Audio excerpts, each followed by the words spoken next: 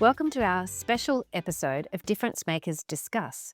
Earlier this month, Chartered Accountants Worldwide, in collaboration with Ipsos UK, launched our inaugural Global AI Research Study.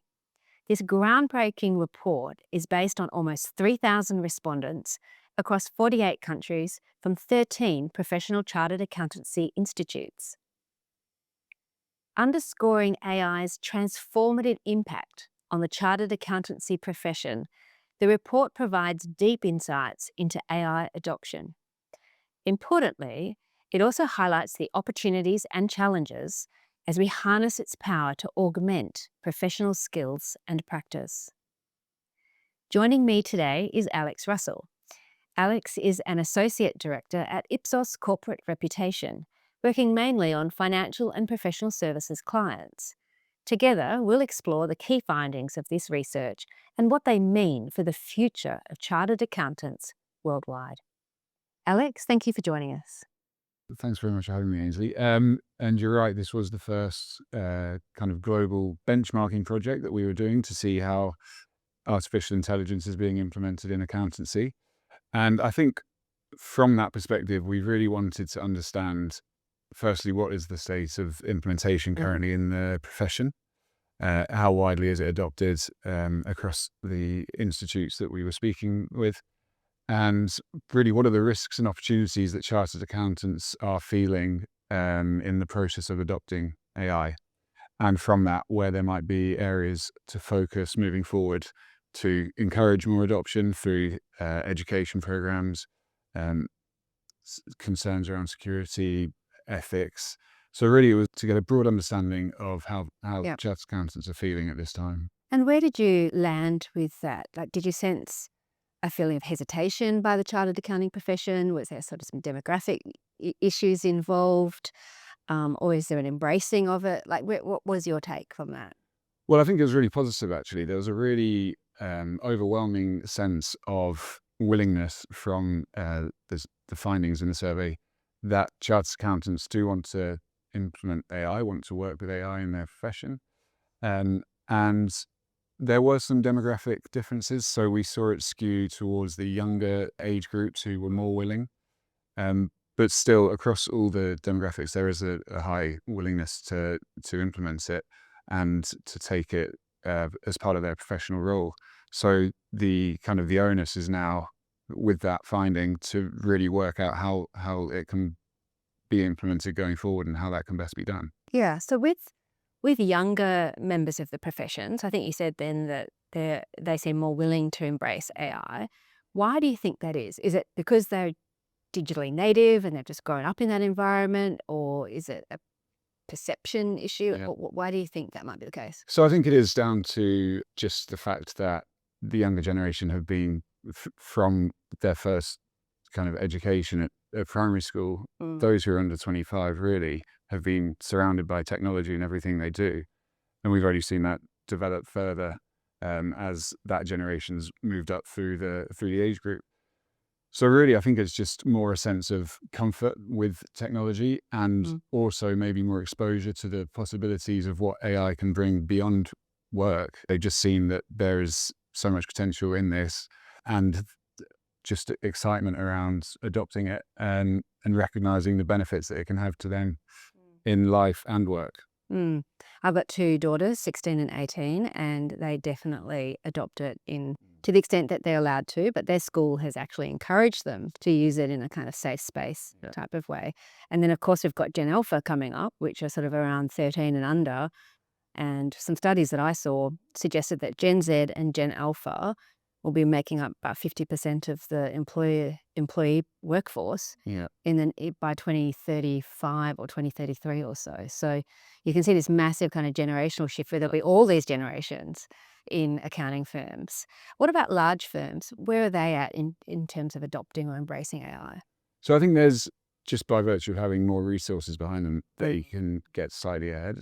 But still, even when we broke down the findings by size of organization, there were some differences at certain questions, but in terms of kind of willingness to use it and concerns around it, there's actually quite an even spread, really. Right. Okay. That's interesting to know. So in terms of that, if we go to the flip side, from those that are willing to embrace it to those that feel a sense of hesitation, what do you think are the barriers for chartered accountants in adopting Yeah. AI? What do you think are the main barriers? So I think there are two really key barriers around education or a lack of skills, which obviously translates as a hesitancy to use it if you're worried you won't use it effectively. But then there's also the concern around the ethical use of data and data security, which we saw through other areas of the survey that if they were addressed could really encourage Yeah. uptake. Um, but I think the main barrier that was coming through really is the skills gap and the kind of not having the confidence to apply it properly. So that sort of naturally leads to where do professional accounting organisations, which is what the Chartered Accounting Network, we represent 16 CA bodies around the world, or 1.8 million chartered accountants. What role do you think they play in this, and what role do you think firms play in training their employees? Well, this was really interesting. Actually, we found through the survey that the expectation, and this is across all sizes of organisations, so those who work for the Big Four, down to those who work in kind of under 10 employee accountancy firms, the expectation is unanimously on the institutes to provide that education. The employer, not so much. However, when we broke it down by size of organization, the bigger the organization, the higher the expectation on the employer to provide that training. And I think that's a natural correlation of just resources behind those firms. But unanimously, the institutes are expected to play that role. And the vehicle that they're expected to play that in is through the certificates of professional development. So it's really incorporating how AI can be used in accountancy within the qualifications that the institutes are providing. It's the hot topic of the moment, isn't it? Really, AI, and it's not a fad, it's not a trend, it's definitely here to stay. I think the last 18 months has shown that. I'm the CEO of Chartered Accountants Australia and New Zealand, and we've just launched, or will be launching very soon, our strategy for the next few years. And AI takes a huge part of that in terms of equipping our members to be able to have that AI mindset and how they can use it, with human-centered design attached to it, or human-centered AI. And also us as an organisation, how can we adapt and be agile? So setting up things like AI hubs, AI masterclasses for our members, using AI in our CA program as well, and even looking at it for assessment. How can we streamline our assessment using AI? And I'm sure with this and post this podcast, we'll be able to probably share some of those resources and materials for the broader network as well, the broader CAW family, as we like to call it. You mentioned, if I can just pause there for a moment, you mentioned about the issue or concern about security, and I assume that's probably a data security issue or it's a cyber security issue. How do you think firms or even PAOs, professional accounting organisations, can address that? What's your advice there? Well, I think underpinning that is maybe a lack of understanding about how much risk you're exposed to by using some of these products, the AI products. There is, of course, the kind of ones available to any consumer that are free that are a risk, because by virtue of using them, you're allowing them to use the data you input to kind of continue developing their tools. And there's like an IP potential exposure there as well, because you're putting potentially IP that you've spent a lot of time and energy and resources creating. Yeah. And there's a value to that. If you put that into those open source data networks, that is a challenge. Yes. Exactly. And also we spoke to some who were just not willing to take the risk of, obviously they've got payroll data, client details, and it was just considered too risky to use these products. So I think firstly, there needs to be a kind of structured application of governance to how these tools are used, but also an education in which tools are safe, which aren't, and just a kind of underpinning of reassurance that these products will help and there are risks that are accounted for.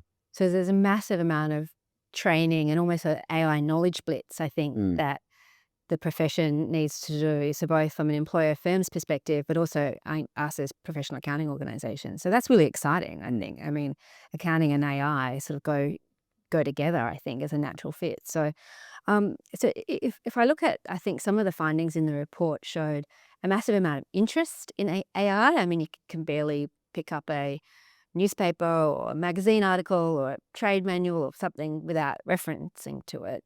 But a little bit of a disconnect between kind of knowing about it as a vague kind of subject as opposed to actually implementing it.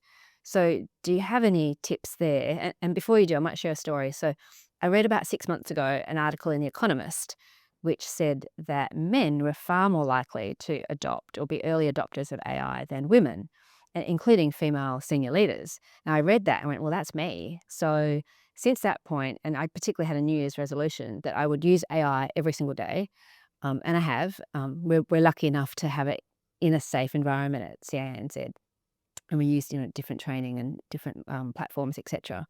So, and it's actually really made my life easier, more productive. I pretty much use it in my emails. And something that you might like is that people have said that AI won't be as empathetic or won't be as kind. But I found, I don't know what this says about me, but I found that my emails have become friendlier when I use AI, and a little bit more connecting. So I think that's probably more a note to myself. But anyway, leaving that aside, how do you think we can sort of bridge this gap between being aware of it, knowing that this huge, you know, massive thing is about to come and hit the profession, and actually implementing it? Yeah. Well, I think there's two things to think about on that. Firstly is thinking back to the CAW family as you described it. It's a really good opportunity for knowledge sharing across institutes, and collaboration on what will be essentially a seismic kind of change in the industry. So I think, and we did see that there's some institutes that are kind of slightly further along the road than others. So I think it's a really good chance for people to come together once this report's kind of landed and everyone's been able to digest the results, and to do that knowledge sharing and see what works and what hasn't, and try and kind of encourage it through the other institutes. The second point is to bridge that kind of gap of willingness to actually application is if we look at some of the results that came from the senior leaders. So we asked a question around whether they thought that adoption was going fast enough to keep up with just kind of industry trends. And generally the result was no, but what was really interesting was that it was the C-suite respondents who actually over-indexed for that. So the leaders of firms and organizations, more of them thought than the general kind of sample that things weren't moving fast enough. But on the flip side, they're the people who can make the decisions to speed it up. So it comes down Investment decisions. and investment decisions to kind of, to provide the resources. So really it's really just focusing, and it really is one of the clearest findings from the results. It's just focusing on that investment in skills to really bring people up to the same level, really, in terms of matching their willingness to apply AI in their work to actually having the resources and the functions to do it. Yeah. So it's kind of a mindset shift as much as anything. And I think I really like your point about, as part of the CAW family, making sure that, and that's one of the benefits of this network, right, that's been in place for decades now, is that we do share best practice. It's not just about the brand of Chartered Accountant, it's that capacity building, because we've got members who have hundreds of thousands of members. We have others who have smaller number of membership and perhaps more restrained resources. So having that consistent thought leadership, investing in reports like the Ipsos AI report, I think is a really great value add in terms of the network. And if I might just shift just slightly in terms of, I think the report mentioned accountants as being data guardians. And so if I look at or ask you, what do you think the role of accountants is in this context? So moving away from using it ourselves, but helping the clients and customers that our members work with, how can they sort of become data champions or data guardians, if you like? So I think one of the really interesting kind of overall findings that came out of this is to encourage the idea that there's actually more of a role for accountancy in the future with AI than less, because often people kind of fearmonger around AI, it's going to take jobs. But what we saw was that there's a really firm belief that by utilizing AI to become more efficient in terms of more processy tasks that accountancy might include, it frees up space for really talented people to think constructively and strategically about how they can bring most value to their clients and customers. And so I think the report actually kind of ends on quite an optimistic note that, if anything, chartered accountants will become more important in business moving forward as data guardians, because that is going to allow them to be more strategic in their thinking and spend more of their time that the clients and customers are paying for, thinking actually how we can help the client more than just certain tasks that they've had to work on previously.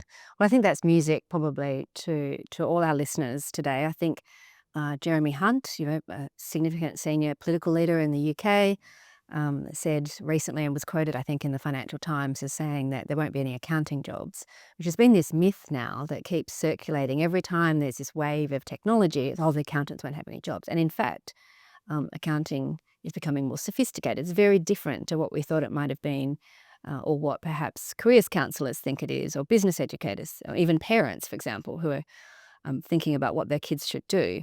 The concept of an accountant is absolutely been redefined, and to your point, it's much more value adding, much more strategic, and looking forward as opposed to looking backwards, which was the traditional role of an accountant.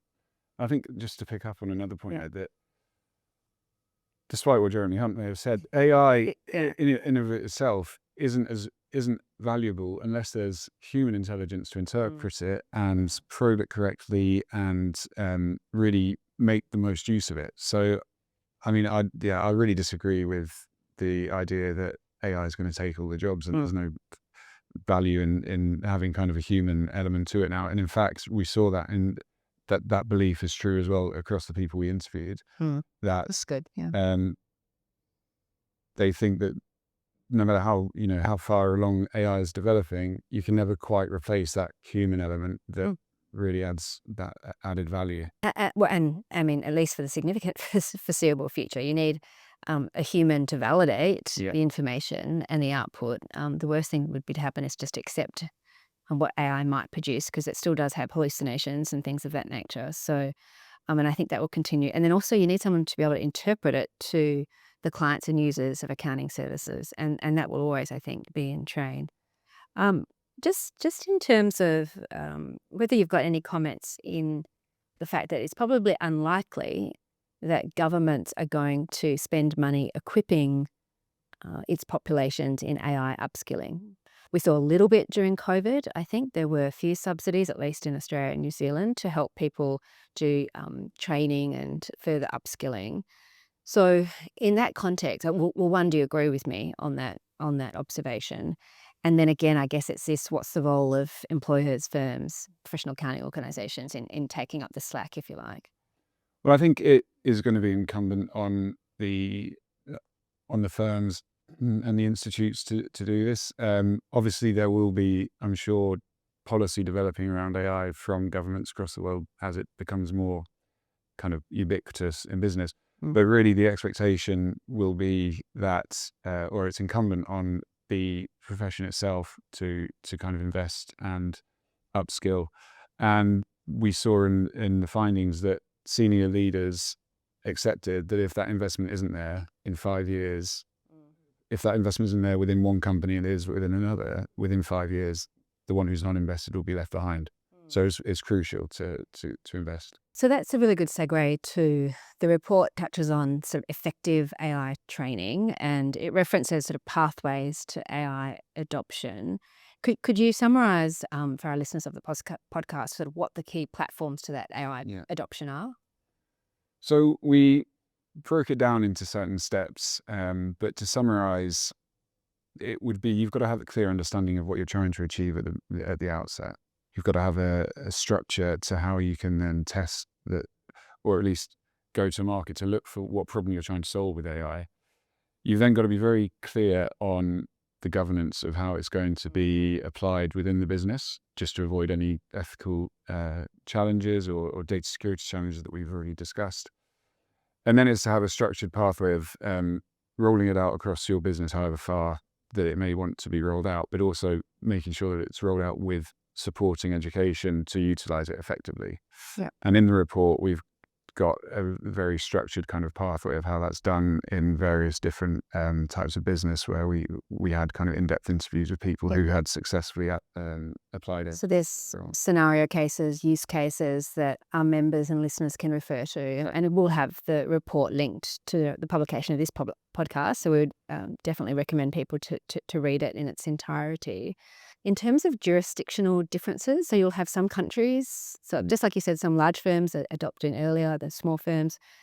The same will occur with different nations, for example, that'll be more quick to adopt than not.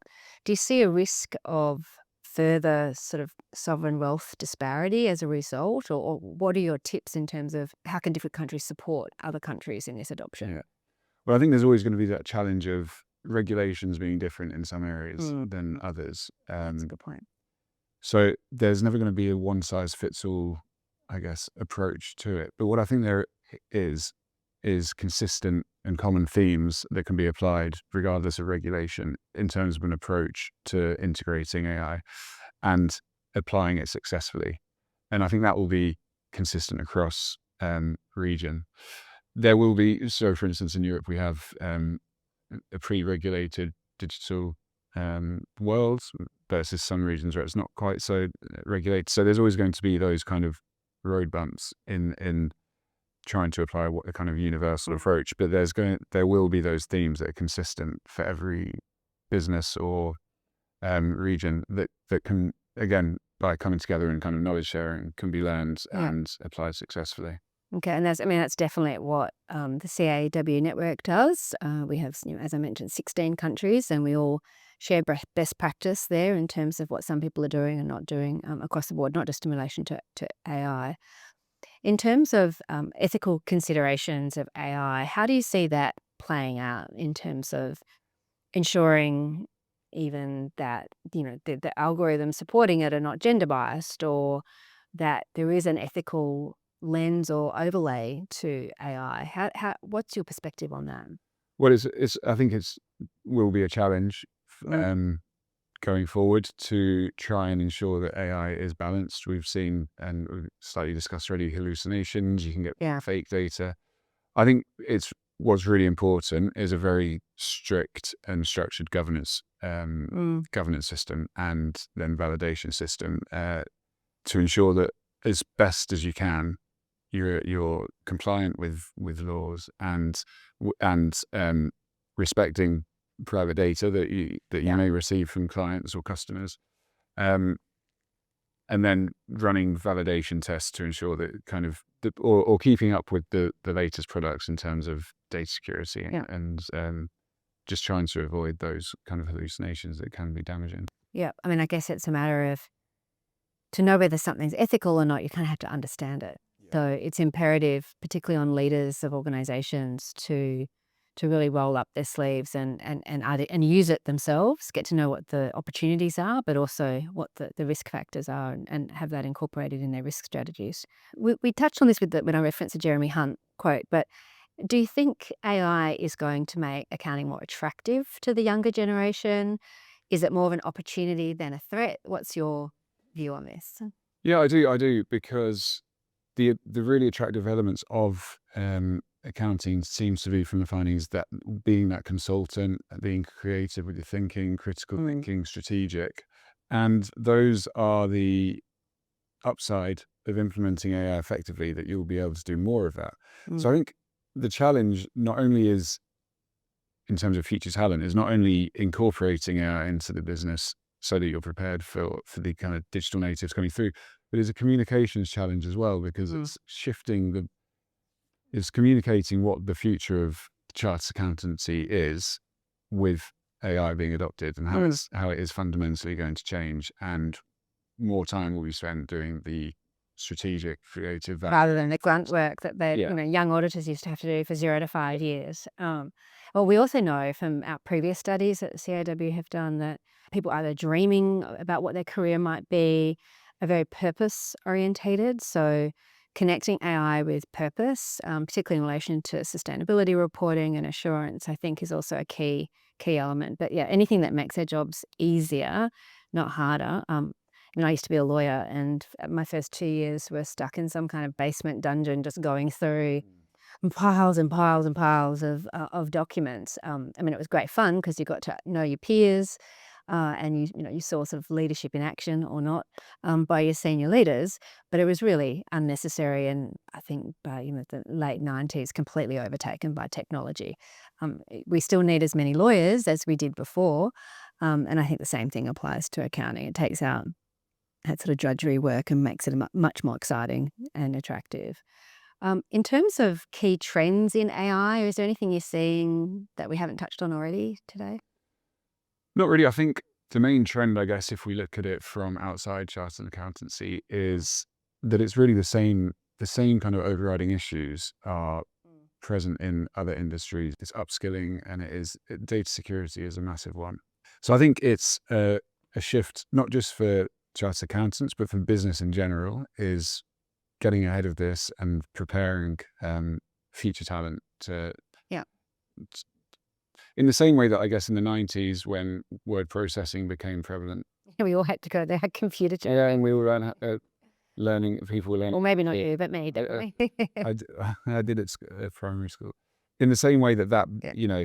people came through with the skills after a decade or so. That's Yeah. going to be the case for every business. So it's just a case of dealing with those overriding concerns. Yeah. And once that reassurance is there, I think it will really take off even more than it has. And so if there's one key takeout our members and listeners can take from the report, from the Ipsos report that was commissioned by Chartered Accountants Worldwide, what would it be? Last and final word. I think to summarize, the key takeout would be there's a massive willingness to use this. There's a skills gap that's preventing people from using it. But if it is used effectively, there's confidence and optimism that the future of the profession is going to be really exciting and will be able to add more value to clients and customers than they already can. So it's incumbent on the leaders of the industry to really get behind it and invest in it and watch it take off, really. Here. Well done. Well, thank you for joining Thanks us, very much. Alex. It's been an absolute pleasure. This report is a crucial step in helping chartered accountants worldwide understand and navigate AI's impact on our profession. To our viewers, the report is available now. Scan the QR code for direct access to the report or head over to the Chartered Accountants Worldwide website. We encourage you to explore the findings, consider how AI fits into your professional journey, and engage with your institute on training and support. Thanks for watching, and see you next time on Difference Makers Discuss.